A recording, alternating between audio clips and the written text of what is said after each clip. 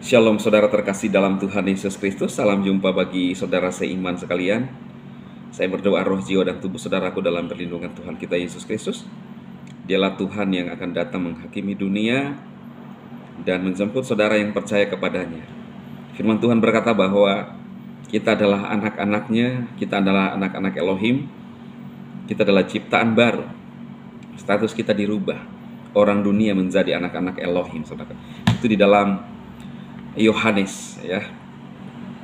Nah, saudara, sebelum saya berdoa bagi saudara-saudara yang seiman dengan saya dan juga punya iman, ya, karena tidak semua yang seiman juga punya iman dengan saya atau satu roh, hanya bagi yang mau saja.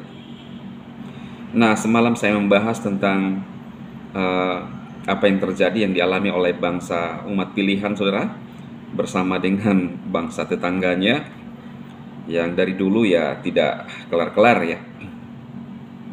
Mendapat komentar dari saudara-saudara seiman, dari Pak Jemi Rindengan, bangsa Israel pilihan Tuhan. Ya, benar.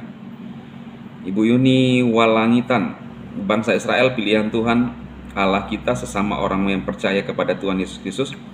Kita hanya membawa mereka dalam doa, semoga Tuhan Yesus sumber kekuatan serta kesehatan memberkati saudara-saudari kita seiman sehingga mereka dapat pertolongan dari Tuhan Yesus, sumber kekuatan menyertai mereka. Amin.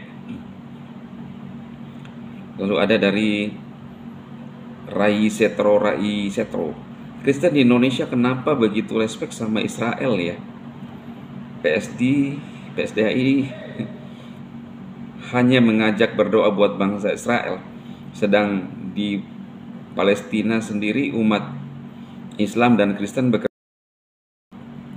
Israel, agama apa yang dianut Israel, ya? Berikut ku cantumkan urutannya. Ya, di Israel 74,3% Yahudi, 17,8% Islam, 1,9% Kristen, 1,6% Druze. Ini sumber dari mana, saudaraku, ya? Nah, sebenarnya di Alkitab, ya, pada saat bangsa Israel keluar dari tanah Mesir, ya, kan di sekitarnya itu ada bangsa-bangsa, kata Alkitab, ya, bangsa kafir, ya. Pada saat Bileam, ya, dipanggil oleh Balak pada saat itu, ini saya ingat-ingat aja ceritanya, untuk melakukan atau menyerapah bangsa pilihan saat itu, ya. Balak adalah seorang raja. Dia panggillah Bileam. Bileam ini adalah seorang, kalau zaman sekarang yang mungkin petenung, ya. Dipanggil untuk melakukan serapah untuk bangsa Israel, ya. Tetapi apa yang terjadi pada saat waktunya ingin menyerapah bangsa itu, maka justru berkatlah yang keluar dari mulut Bileam. Kan unik, saudara. Kenapa? Karena Tuhan Elohim Israel yang bekerja di dalam kehidupan setiap orang, termasuk Bileam. Maka itu apa salah satu berkat yang disampaikan oleh Bileam, ya? Diberkatilah semua bangsa yang memberkati engkau. Ya, kalau kita bangsa Indonesia ya berdoa, ya.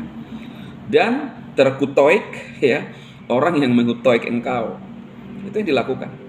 Jadi apa sih salahnya, ya, ketika kita mengerti firman ini, kita melakukan ini, saudara?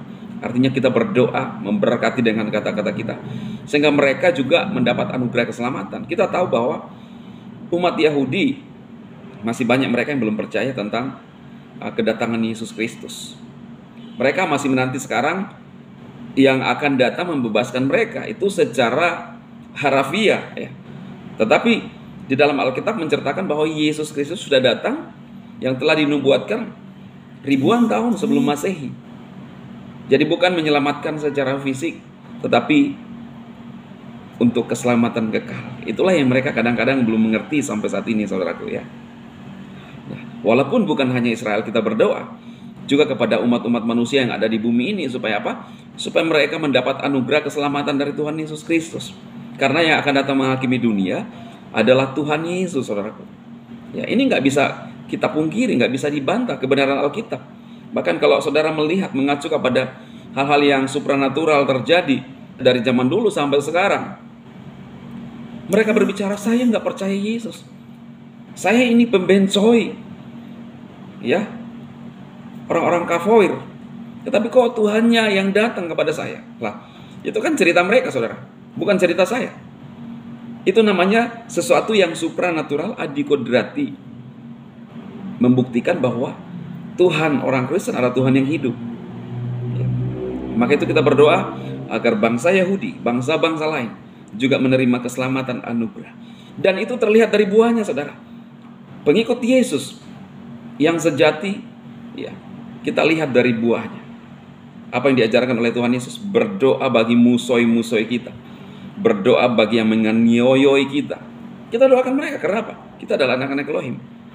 Tuhan mengajarkan kita. Itulah ciri-ciri yang bisa dilihat siapa yang bertuhankan Tuhan yang benar. Ya, biar apa yang saya sampaikan ini, soal kok kita mengarah ke khotbah, ya, saya harusnya membaca komentar. Tetapi karena ada pertanyaan, kenapa ya mendoakan Israel? Nah, ada dasar kebenarannya, saudaraku, ya. Lalu ini ada juga Ahmad Muji.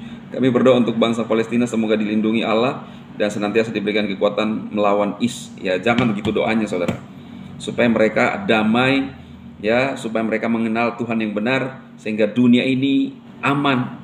Bukan berdoa untuk saling gontok-gontokan gitu loh. Kita harus menggunakan logika akal sehat kita, saudara. Tuhan itu penuh kasih dan mengasihi semua orang. Ya.